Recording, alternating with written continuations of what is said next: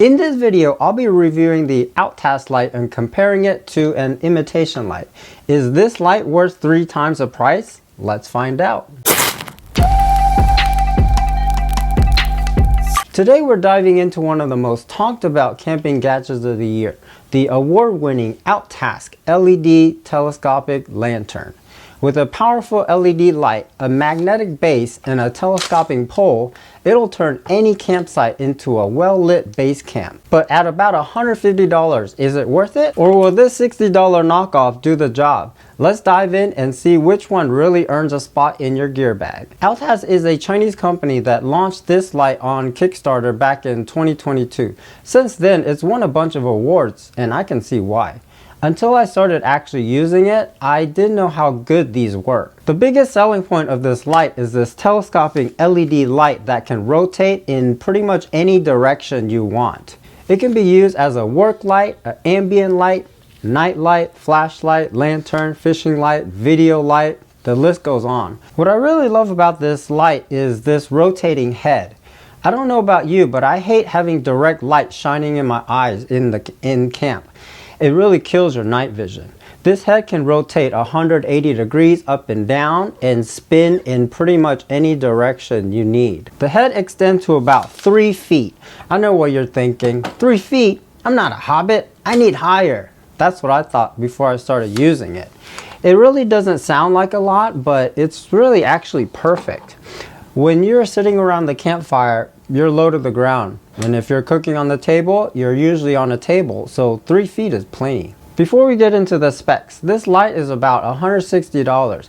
No matter how good a light it is, that's a lot of money. Then I found this light.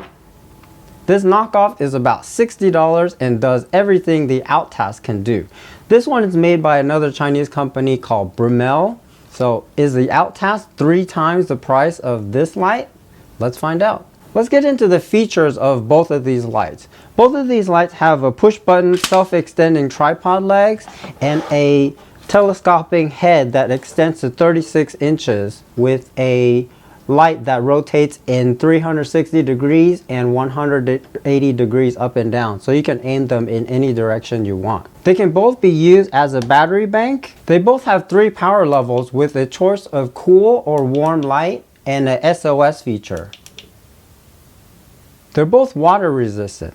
The head on the Outask has an IPX rating of 7, meaning it could be fully submerged in water, and an IPX 6 rating on the body, which means it can withstand strong streams of water. The Bromel has a rating of IPX 6 on the head and 4 on the body. That means it could be used in the rain. IPX ratings describe how well a device is protected against water exposure.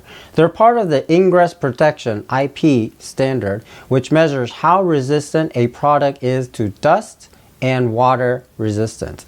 If you see an IPX, it means the product has not been tested or rated for dust protection, only water resistance. The rating goes from 0, meaning no protection at all against water, and all the way up to 8, meaning it could be fully submerged in water up to 1 meter. The water resistance is better on the Outask, but at 6 and 4, the Bromel is good enough for camping uses. Notice how both of these lights are IPX rated and not IP. This means they're not rated for dust protection, and this is probably why. These lights have a big design flaw. The telescoping feet uses this plastic sleeve that goes up and down this plastic body.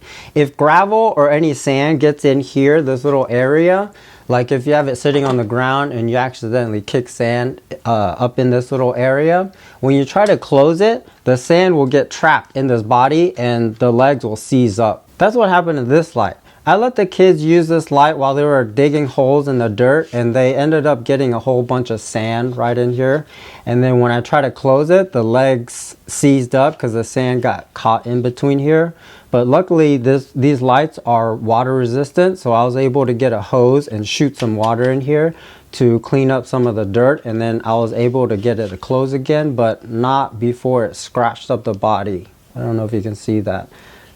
I mean, the light still works, but sometimes when I try to open it, see, it gets stuck like this, but it's not a big deal. It's just a minor inconvenience. So if you decide to get this light, just be careful, don't get sand in this little area right here. So now let's go over the differences of these two lights.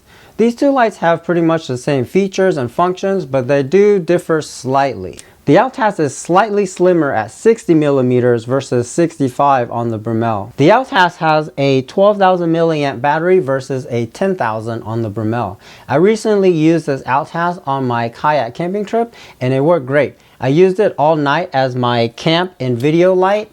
I charged my phone and charged the camera overnight, and in the morning I still had 25% battery in the morning. The Outask is more than double the price of the Bromel, and it shows in the build quality. It has metal support legs on the bottom versus plastic on the Bromel. The overall operation on the push button is smoother on the Outask. The Bromel tripod leg, sometimes they'll get stuck when you try to open it like this. So it doesn't work as smoothly as the Outask. See, like that, you gotta kind of flip it. Whereas the Outask works every single time. It's pretty satisfying to open this, actually. It's fun. The reflective stickers on the Outask glow in the dark, which is really helpful in finding the light in the dark. The reflective stickers on the Bromel, they don't glow. The magnets on the bottom of the Outask are stronger than the Bromel. So this one, if you try to stick it on the side of your car or whatever, it holds a lot better than the Bromel. Both of these lights have dual color lights. 3K 6K on the Outask and 3K 5K on the Bromel. This K rating is Kelvin. Kelvin color temperature is a scale used to describe the color light produced by a light source, measured in Kelvin or K. The lower the number, the more orange the color, like a candle light. The higher the number, the more white or blue the light will look. What really got me is how the on-off button works on both of these lights. On the Outask, you have to hold the button for 3 seconds for the light to come on. On the Outask, you just push the button once. The Outask doesn't have a memory feature. It always starts in the low 6K white light. So if you prefer the warm light like I do, on the Outask, you have to push and hold the button for 3 seconds and then double press to get into the warm light. The Bromel has a memory feature, so it'll remember the last color temperature you use. So the Bromel is just a single press of the button. It doesn't sound like a big deal, but in real life, this single press button on the Bromel is much more useful. Say you're in the dark and you hear some noise behind you. Single press and you have a light. On the Outask, you gotta wait 3 seconds for a light.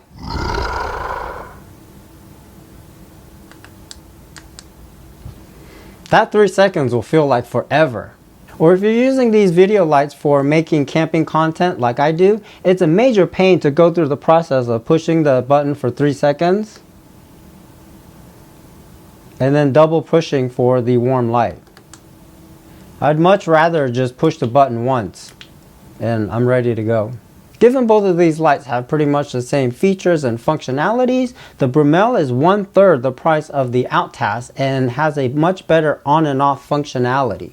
To me, it's the winner. For the price of one of these, I can have almost 3 of these. Let me know what you guys think. What's your favorite base camp light? Let me know in the comments below. And don't forget to like and subscribe for more camping gear reviews and adventures. Thanks for watching, and I'll see you in the next one.